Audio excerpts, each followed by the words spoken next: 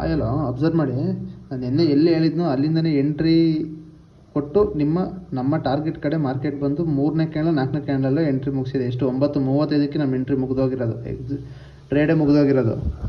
So ಏನಾಯಿತು ಅಂತಂದರೆ ನಾನು ನಿನ್ನೆ ನೈಟೇ ಎಲೆಕ್ಟ್ರಿಕಲ್ ಇಶ್ಯೂ ಇತ್ತು. ಸೊ ಹಂಗಾಗಿ ಇವತ್ತು ಟ್ರೇಡೇ ಪಂಚ್ ಮಾಡಿಲ್ಲ. ಇವಾಗ ಬಂದಿರೋದು ಕರೆಂಟು, ಎಲೆಕ್ಟ್ರಿಕ್ ಏನೋ ಶಾರ್ಟ್ ಆಗಿತ್ತು ಅಂತಂದು ಪವರ್ ಇರಲಿಲ್ಲ. ಸೊ ಇವಾಗ ಟ್ರೇಡ್ ಮಾಡ್ತಾಯಿದ್ದೆ. ನೋಡಿದ್ರೆ ಯಾವ ಸೈಡು ಕರೆಕ್ಟಾಗಿ ಮೂಮೆಂಟ್ ಕೊಡ್ತಿಲ್ಲ. ಇವತ್ತು ಎಕ್ಸ್ಪೈರಿ ಬೇರೆ ಯಾವ್ದಾದ್ರು ಸೈಡ್ ಡಿ ಕೆ ಮಾಡ್ತಾನೆ ನೋಡಿ. ಈ ಪ್ರೀಮಿಯಮ್ಗಳೆಲ್ಲ ಇಮ್ಯಾಜಿನ್ನು ಮಾಡ್ಕೊಳಕ್ಕಾಗಲ್ಲ ಬ್ರೋ. 7 ರೂಪಾಯಿಂದ ಹೋಗಿರೋದು ಪ್ರೀಮಿಯಮ್ಮು ಎಲ್ಲಿಗೆ ಹೋಗಿದೆ ಗೊತ್ತಾ? 170. 100 ರೂಪಾಯಿ ರಿಟರ್ನ್, 150 ರೂಪಾಯಿ ರಿಟರ್ನ್ ಅಂದರೆ ಹೆಂಗೆ ತಿಂಕೆ ಮಾಡೋಕ್ಕಾಗಲ್ಲ. ಇದನ್ನ ಗಾಮಾ ಬ್ಲಾಸ್ಟ್ ಅಂತ ಕರಿತಾರೆ. ನಾನು ಹೇಳಿದ್ನಲ್ಲ, ಟೀಟಾ ಡಿ ಕೆ ಗಾಮಾ ಇದ್ರ ಬಗ್ಗೆ ಸ್ವಲ್ಪ ತಿಳ್ಕೊಳ್ಳಿ. ಒಂದು ದಿವಸ ಕ್ಲಾಸ್ ಮಾಡ್ತೀನಿ, ಇಂಟ್ರೆಸ್ಟ್ ಇದ್ದರೆ DM ಮಾಡಿ ಅಂತ ಹೇಳ್ತೀನಿ. 150 × 75 ಒಂದಿದ್ರೆ 11,250.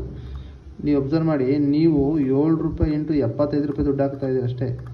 500 ರೂಪಾಯಿ ದುಡ್ಡು ಹಾಕ್ತಿದ್ದು 11,000. This the power of option trading. ಓಕೆನಾ? ಈ ಥರ ಗಾಮಾ ಬ್ಲಾಸ್ಟ್ ಆಗೋದನ್ನು ಯಾವಾಗ ನೋಡ್ಕೋಬೇಕು ಏನು. ಇವತ್ತು ನೀವು ಅಬ್ಸರ್ವ್ ಮಾಡಿ ನೋಡಿ, ಗಿಫ್ಟ್ ನಿಫ್ಟಿ ಕೂಡ ನೆಗೆಟಿವ್. ನಾನು ಎಣ್ಣೆ ಹೇಳಿದ್ದೆ, ಹೆಡ್ ಆ್ಯಂಡ್ ಶೋಲ್ಡರ್ ಪ್ಯಾಟರ್ನ್ ಆಗಿದೆ. ಬ್ರೇಕ್ಔಟ್ ಇದೇ ಲೈನಿಂದ ಕೆಳಗಡೆ ಕೊಡಬೇಕು ಅಂತ ಬ್ರೇಕ್ಔಟ್ ಕೊಟ್ಟ ತಕ್ಷಣ ಶಾರ್ಪಾಗಿ ಮಾರ್ಕೆಟ್ ಇಲ್ಲಿಗೆ ಫಾಲ್ ಆಯಿತು. ಇವಾಗ 5 ಎಕ್ಸ್ಪೈರಿ ಇರೋದ್ರಿಂದ 2 ಸೆಟ್ 0 ಮಾಡೋಕ್ಕೆ ಹೋಗ್ತಾ ಇದ್ದಾನೆ.